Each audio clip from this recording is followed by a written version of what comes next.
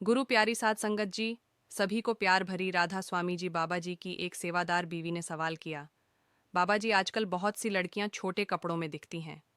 जब कोई उन्हें इस पर कुछ कहता है, वे कहती हैं, यह हमारा अधिकार है, कपड़े हमारी पसंद है, देखने वाले की नीयत ठीक होनी चाहिए। इस सोच को हम किस दृष्टि से देखें? बेटा, यह प्रश्न केवल कपड़ों का नहीं है। यह दृष्टिकोण और मूल्यबोध का प्रश्न है।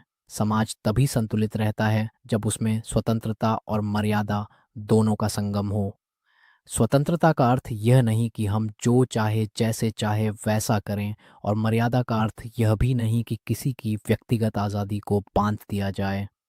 स्त्री हो या पुरुष, दोनों को ईश्वर ने विवेक दिया है। कपड़ा शरीर को ढकने के लिए है, पर संस्कार मन को ढकने के लिए। अगर मन पवित्र है तो कपड़े चाहे सरल हो या आधुनिक, व्यक्ति की गरिमा बनी रहती है। इसलिए देखने वाले को भी सोचना चाहिए पाला कि वह स्त्री को एक देवी रूप में देखे, ना कि वस्तु की दृष्टि से। और पहनने वाले को भी सोचना चाहिए कि मेरा वस्त्र समाज में क्या संदेश दे रहा है। क्या यह मेरी आत्म संस्कृति को दर्शा रहा है? आज का युग बाहरी दिखावे का है, लेकिन सच्ची सुंदरता सजावट में नहीं, संयम में है। जैसे फूल की सुगंध बिना दिखावे के फैलती है, वैसे ही चरित्र की सुगंध बिना शोर के मन को भिगो देती है। इस विषय पर हमें एक दूसरे की आलोचना नहीं, बल्कि संवाद और समझ की आवश्यकता है। पुरुष को अपनी दृष्टि सुधारनी चाहिए और स्त्री को अपने संस्कारों को जीवित रखना चाहिए। जब दोनों अपनी मर्यादा में रहेंगे, तभी समाज में शांति और सम्मान रहेगा। बेटा, आज़ादी सुंदर तब लगती है जब उसके साथ जिम्मेदारी भी जुड़ी हो, और संस्कार तब सार्थक होते हैं जब उनमें प्रेम और सम्मान हो, ना कि बंधन। बाबा जी, जीवन में क्या हो रहा है कुछ समझ नहीं आ रहा बेटा। जीवन एक नदी की तरह है, कभी शांत बहती है, कभी तूफान आता है। जब पानी मटमैला हो जाता है तब तल दिखाई नहीं देता है, लेकिन इसका मतलब यह नहीं कि तल गायब हो गया है। बस थोड़ी देर ठहर जाओ, पानी अपने आप साफ हो जाएगा। ऐसे ही जीवन में जब भ्रम, दर्द या उलझन आती है, तो बस रुक कर देखना सीखो।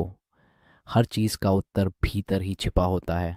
हम अक्सर बाहर तलाशते हैं, रिश्तों में, धन में, मान में, पर शांति बाहर नहीं, अपने अंदर की चुप्पी में है।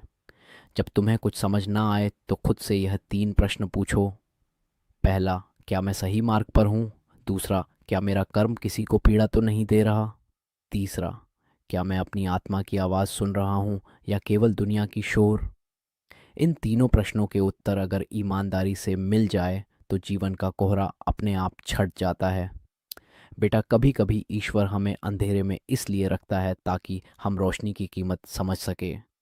इसलिए मत घबराओ, अंधेरा कोई गलती नहीं है, वह तैयारी है नए सवेरा की। बस अपने ईश्वर और अपने अंतःकरण पर भरोसा रखो। हर अनुभव, हर व्यक्ति, हर परिस्थिति तुम्हें कुछ सिखाने आई है। जब तुम उसे समझ जाओगे, जीवन फिर से सहज और सुंदर लगने लगेगा। बाबा जी, मेरा बेटा बुरी आदतों में पड़ गया है, और जब हम उसे समझाते हैं तो मारने लगता है या खुद को मारने की बातें करता है। बाबा जी, मैं क्या करूं? बेटा, पहले तो धैर्य रखो, घबराना नहीं। जीवन के कठिन समय में ही परिवार की परीक्षा होती है। तुम्हारा बेटा गलत रास्तों पर चला गया है तो इसका मतलब यह नहीं कि वह बुरा है। इसका मतलब यह है कि उसकी आत्मा अभी भ्रम और अंधेरे में है। डराने से या दोष देने से नहीं, बल्कि प्रेम, करुणा और धैर्य से संभालने की ज़रूरत होती है। बेटा, याद रखो, जब मनुष्य अंधकार में होता है तब उसे रोशनी की ज़रूरत होती है, ना कि डांट की। अपने बेटे को यह महसूस कराओ कि वह अकेला नहीं है। उसे गले लगाओ, उसे सुनो, उसकी बातों को हल्के में मत लो। अगर वह मरने की बातें करता है तो समझ लो कि उसका दिल मदद मांग रहा है। यह केवल धमकी नहीं है, यह उसकी पीड़ा है। ऐसे समय में भगवान का नाम जपे। घर का शांत वातावरण और विशेषज्ञ की सलाह, तीनों ही ज़रूरी हैं। बेटा, जैसे शरीर का रोग डॉक्टर से ठीक होता है, वैसे ही मन का रोग काउंसलर पर, मनोचिकित्सक की मदद से ठीक होता है। इसमें शर्म नहीं, यह समझदारी है। तुम्हारा प्यार, धैर्य और सही मार्गदर्शन ही उसकी आत्मा को धीरे धीरे अंधकार से निकालकर उजाले में लाएगा। बस उसके साथ रहो, उसके मन को सहलाओ और भगवान की कृपा में भरोसा रखो। बदलाव निश्चित आएगा। आज की साखी बस यही तक थी, और इससे आपको क्या सीख मिली, कमेंट बॉक्स में लिखिए और हमारे चैनल पर नए हैं तो लाइक सब्सक्राइब करें, कमेंट बॉक्स में राधा स्वामी जी लिखें। इसी के साथ हमें दे इजाज़त, तब तक के लिए राधा स्वामी जी